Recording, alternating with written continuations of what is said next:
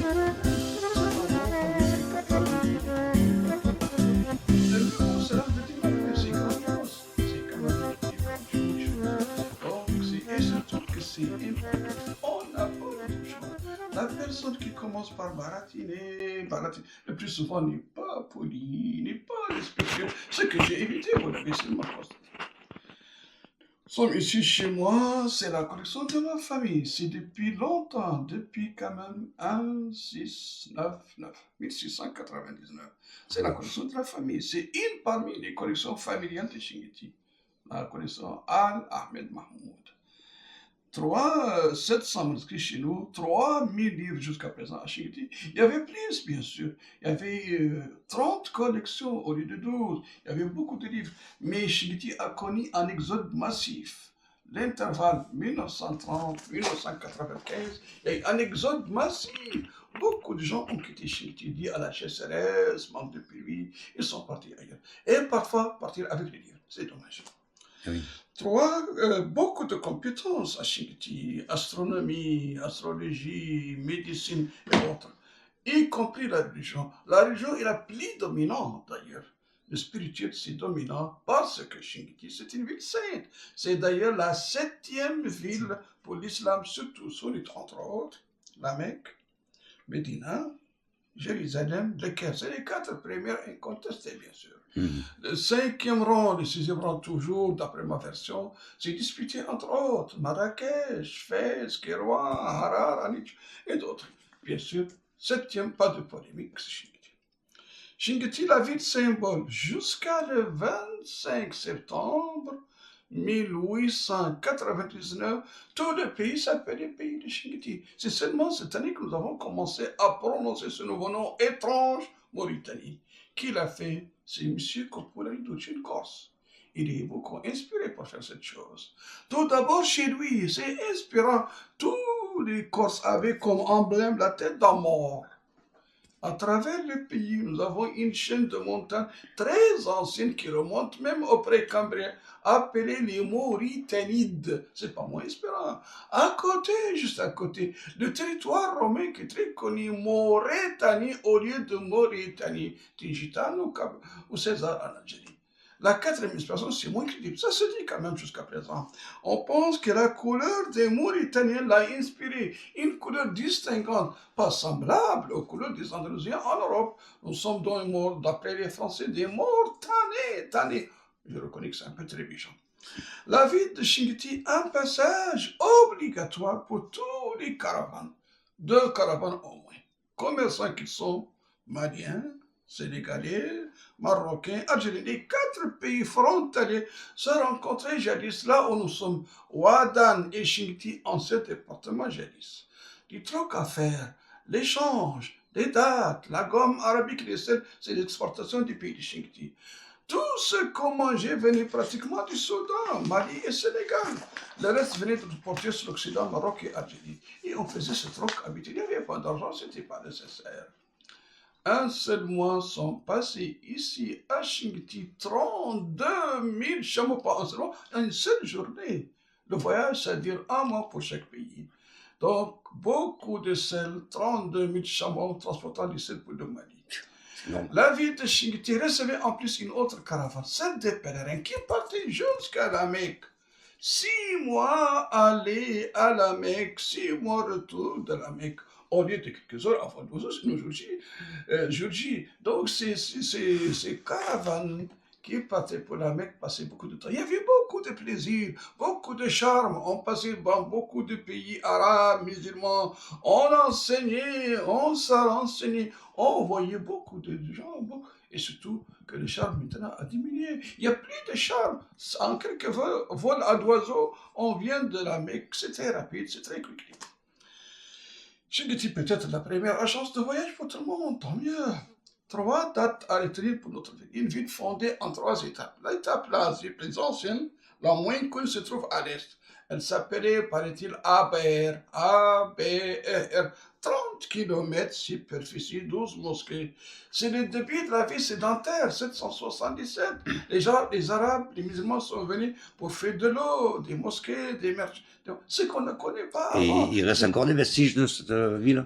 Oui, quelques vestiges, quelques petites traces de petites mosquées tolerantes, bien sûr, et puis bien sûr quelques palmeraies. Mais la plupart de la ville est sous le sable. Sous- 30 km de superficie, 12 Ah mosquées, ouais. avec une hauteur de sable de 6 mètres, 7 mètres de Ah hauteur. oui, donc.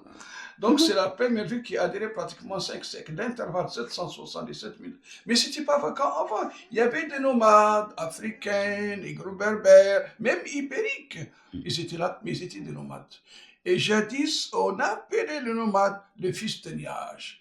Là où il y a des pâturages. Parfois, nous sommes en Mauritanie, parfois en Algérie, au Maroc, l'Algérie. On suit le pâturage là où il se trouvait.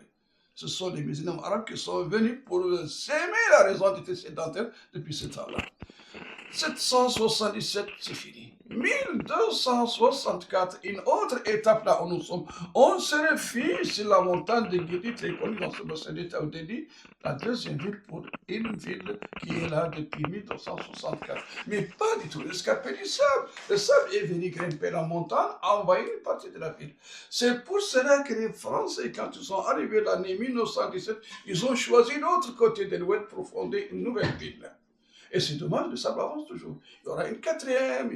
La grande ville d'Ata risquera d'être en banlieue pour Chibouti. Heureusement, c'est lointain. Vous l'avez constaté, mes amis, que je suis un peu bavard. Rassurez-vous, je serai plus bavard. Si vous posez des questions, n'hésitez pas. Je me rappelle d'autres choses, je peux continuer à vous parler, surtout quand je connais. Mais une question que vous pouvez poser, madame, ma petite fillette, et moi-même, on ne se connaît pas avant, mais vous le constatez, on vous garantit ce minimum de sincérité, d'hospitalité. Rassurez-vous, c'est spontané chez nous. Le bon, qu'il soit ici ou ailleurs, le bon ne doit pas mentir, ne doit pas voler, ne doit pas être... Surtout le bon musulman qui est exhorté à le faire. Mes amis, nous essayons tout au bon. Mais rassurez-vous, vous ne sentez pas, vous êtes déjà bon. Je ne sais pas combien vous avez essayé. Avec vous êtes bon parce que vous m'écoutez. Une culture aimable d'écouter que j'aimerais apprendre avec vous. Merci donc. Nous avons la deuxième étape qui sera tout simplement en petit musée. On commence par une pierre qui est là depuis 400 000 années. C'est un biface, ça. C'est un biface qui remonte au paléolithique. Dit 400 000 années après, il y aura des loisirs, pas aussi vieux que ça, en jeu de dames pour les hommes, en jeu de cycle, surtout pour les filles, et en troisième pour les enfants, les osselets. Comment vous appelez pour les filles le jeu de cycle. Okay. C'est similaire au Mikado en Occident. Oui. Et là, vous aurez à voir des osselets pour les enfants. Après, nous aurons des tailleurs, c'est pour voir des tailleurs. Ça, ce sont les anneaux de cheville, c'est pour les chevilles, c'est pas pour les bras. Les bras, c'est les bracelets. Après, vous aurez des encriers. Il y a même quelques armes à côté de moi. Je ne suis pas agressif, ni pas peur, c'est pas pour vous. Enfin, il y aura un entonnoir. L'entonnoir qui est très pratique se trouve chez moi. C'est pour les gourdes, l'usage normal pour les gourdes, pour les récipients. En France, à côté de Bordeaux, ça a été beaucoup plus utile. Ils ont longtemps gavé les oies avec des entourants. On mange toujours du foie gras en France. Bon appétit, fin de mes commentaires. Chez nous, ça a été beaucoup plus bizarre. La fille était gavée. Pas autant de moi. La nouvelle génération. Mais l'ancienne génération était gavée. On proposait à la jeune fille 8 à 10 litres de lait mélangé au couscous. La jeune fille était obligée carrément à boire.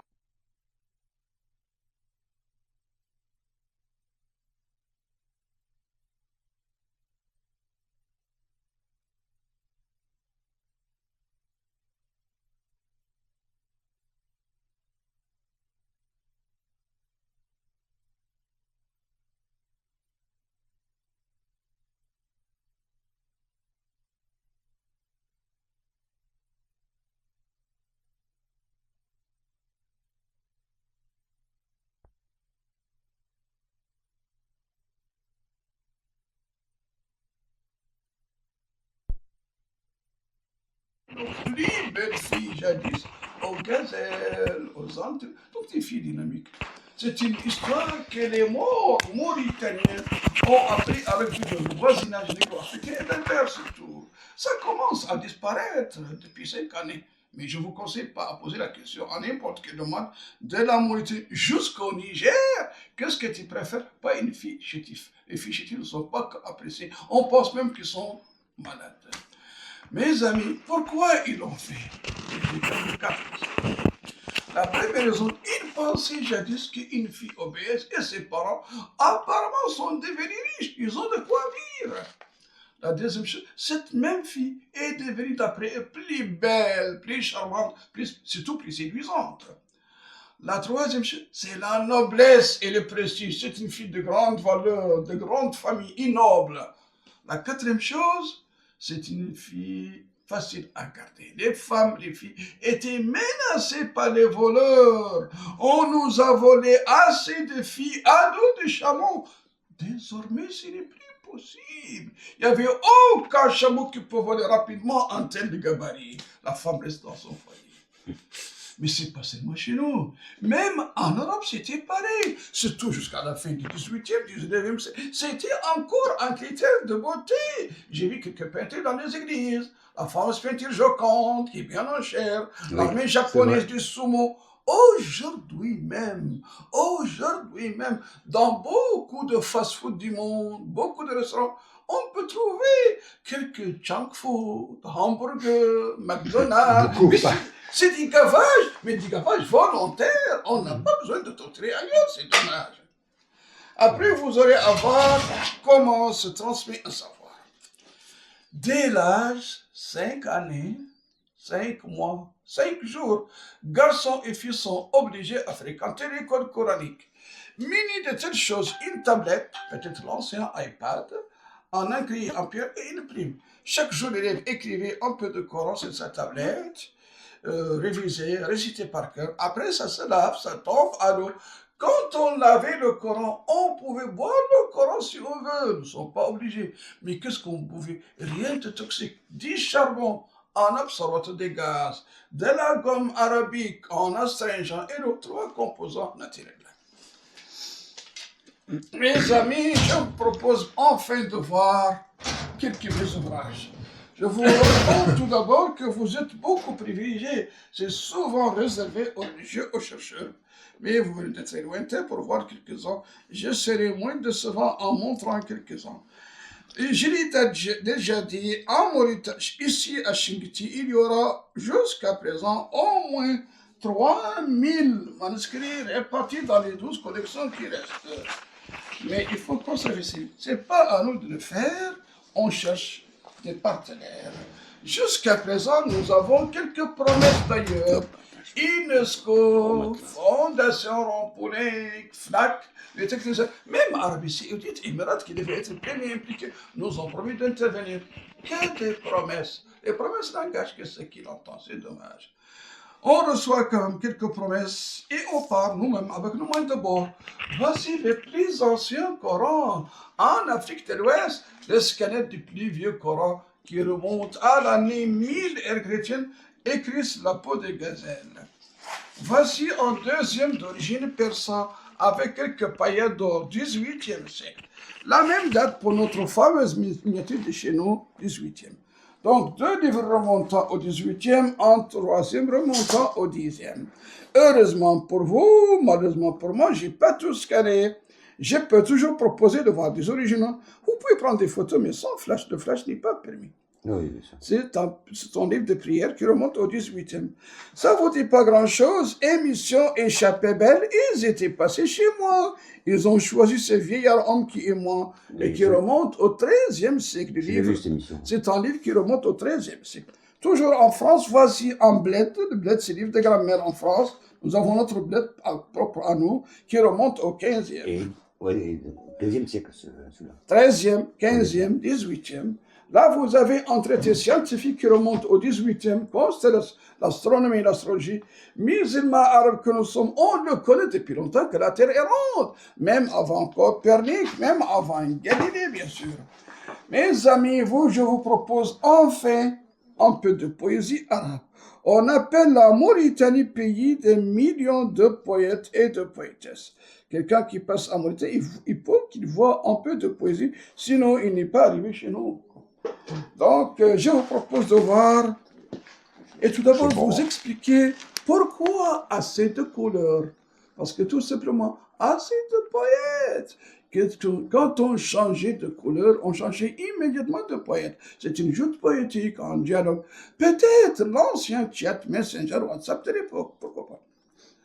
Je vous propose d'écouter un petit passage de poésie, mais j'aimerais enfin, avant de quitter, que vous me proposiez à tour de rôle quelques poèmes de chez vous. Peut-être une chanson, ça sera en Alors là, ça je suis pas sera très récit- fort à ce niveau-là. Ça sera en échange. Je veux bien, mais alors là, On s'amuse un peu enfin.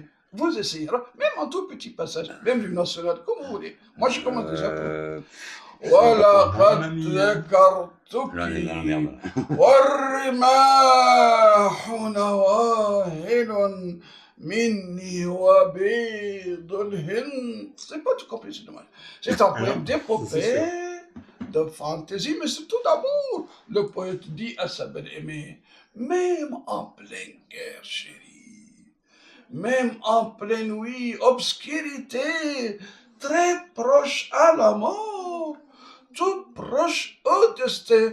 Pourtant, je n'ai jamais, au grand jamais, oublié votre sourire. On va commencer par qui? Pas par moi, parce que je suis pas bon. Hein. Là, je suis pas bon. Hein. Non, tout petit, même en anglais, même en espagnol. Dans toutes les Non, langues. mais sincèrement. Une petite contribution. Ah, ben c'est pas que je veux pas. Hein. Est-ce que Alors vous là, Moi non plus, sur le coup, est-ce comme que- ça, en plus, Est-ce c'est que hyper vous dur. pouvez me chanter l'hymne national de votre pays, bien sûr. C'est une contribution. Ensemble, oui. Ah, mais ensemble. attendez.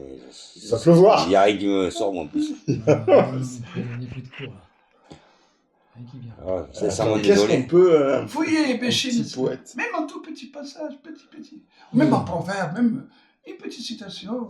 On a oublié. Hein. Putain, oui, c'est vrai que c'est. Avec Tu nous aides avec Notre le temps, avec le culture, temps, on oublie. Notre culture, elle est mal, là. Avec le temps, on oublie. Hein. Non, mais c'est l'instantanéité qui est difficile. Ouais, tout En à plus. fait, mais alors attends, j'essaie de réfléchir, mais j'arrive pas à sortir quelque chose. Vous avez- Moi non plus, je suis bloqué. Je suis bloqué. Pourtant, Vous avez pas une autre question? Question suivante, s'il vous plaît. ça viendra après. Pourtant, quand j'étais enfant, on m'exhortait. Là, le professeur nous sanctionnait quand on ne récite pas. Mais nous aussi. On pense Ah oui, que oui, les oui. chansons, les chansons, ça développe l'esprit. Ça Ah, tout développe à fait, le mais alors vocabulaire. là, mon esprit, il est bloqué, quoi. C'est vrai. Et on oublie rapidement. C'est Mais ça, oui. ouais. On passe à la Horrible. étape suivante. Je me présente, je m'appelle Saïd Islam. J'étais enseignant au fondamental jusqu'à 2015. Veuillez vous présenter, on commence par vous quand même. Et- C'est pas beaucoup difficile. Comment vous appelez? Alain. Allez. Tu te souviens? Ouais, là, je me souviens. Heureusement. Sinon, ce serait grave. Vous êtes grand-père? Pardon? Pas encore grand-père? Grand-père. Est-ce que tu as eu Non, mon père? non. Un père quand même? Vous avez des enfants? Oui, j'ai des enfants, oui. Mais Pas le petit. mais je suis pas encore grand-père. non. Qu'est-ce que vous fabriquez, mon ami? Moi, maintenant, je suis à la retraite. Avant. Avant, j'étais gérant de société. Ah, ok. Mhm. À vous, monsieur. Oui. À vous. À moi Oui. Je me présente, je m'appelle Eric. Français? Je suis Tous français. même ville, dans la même ville? Non. Pas très loin. Pas très loin, dans le sud de la France, à Montpellier. Montpellier, vous? Nice. Nice, ça. Enfin, c'est pas Nice, c'est un petit village de montagne au-dessus de Nice. Et qu'est-ce que vous fabriquez, mon ami? Eh bien, maintenant, je suis presque vers la retraite aussi, mais j'accueille des gens dans un gîte. Restaurateur. Pardon? Restaurateur. Non, plutôt, c'est en montagne, donc c'est des gens qui font de l'alpinisme, beaucoup de sports de montagne. Ah oui, ça, Voilà. un guide. Ouais, tout à fait. Vous avez des enfants? Ma femme, moi personnellement non, mais ma femme a un enfant, oui. Enfin, on a un C'est une enfant. grande maître. Pardon? Elle n'est pas encore grand-mère, mais... Non. Ah ben non, il a que 14 ans, donc. Et vous, Jeanne? Moi, j'ai commencé. Eric aussi. Eric. Désolé. J'ai commencé électricien. Et j'ai fini policier. Et vous avez des enfants? J'ai 2 enfants. Pas grand-père? 4 petits-enfants. Ah, les 4, ça, enfin. Ah ouais. Enfin, on trouve un Ah grand-père. ouais. Très bien. Maintenant, je vous propose de me laisser un mot dans les villes d'eau, c'est là. Oui, Vous laissez pour nos futures générations. bien sûr. Il est là, il est à droite. Vous écrivez tout ce que vous pensez. Et n'oubliez pas la date. Oui, bien sûr. D'accord, avec plaisir. Avec plaisir. Allez, je vous en prie. Il est dans le bleu.